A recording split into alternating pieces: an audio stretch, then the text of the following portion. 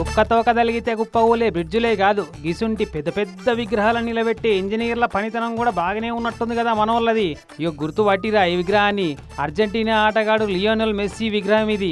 70 అడుగుల ఎత్తుల బాహుబలి సినిమాల బల్లాల దేవుని విగ్రహాన్ని నిలబెట్టినట్టు అంత పెద్ద విగ్రహాన్ని పెట్టిస్తే ఆహా ఓహో అనుకున్నారు అంతగా పశ్చిమ బెంగాల్లో. కానీ మురిసినంత సేపన్న నిలబడే తాకత లేదట ఈ విగ్రహానికి.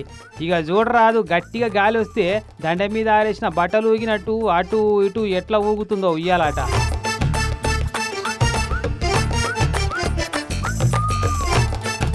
ఆయనతో ఈ విగ్రహం ఏడవులి మా మీద పడుతుందో అని కలకత్తాలో ఈ స్టేడియం చుట్టుముట్టున్న జనాలంతా అధికారులకు మొరబెట్టుకుంటే విగ్రహం కంటే మంది పానాలు ముఖ్యమని తాళ్ళు గీళ్ళేసి పెద్ద క్రేన్కు కట్టి మెల్లగా కిందికి దింపి ర్యాలీల వండబెట్టి పట్టుకపోయి ఊరకు పెట్టిర్రు ఇట్లా.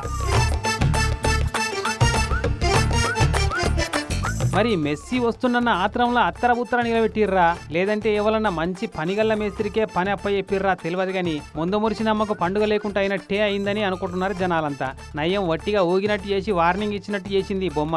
ఆయనతో ఉరుములు లేని పిడుగులు లెక్క గాలి దుమారానికి ఇరిగిపోయి ఇండ్ల మీదనో మనుషుల మీదనో వాడితే ఎంత పరిశాన్ అవుతుండే. మరి మళ్ళీ ఈ మెస్సీ విగ్రహాన్ని వేరే జాగ లెక్కన్నా నిలబెట్టి ఇస్తారో బయట దేశపైన బొమ్మ మనతానెందుకు అని కరిగిచ్చి ప్లాస్టిక్ ఇనుప సామాన్ల కింద అమ్మేస్తారో చూడాలి.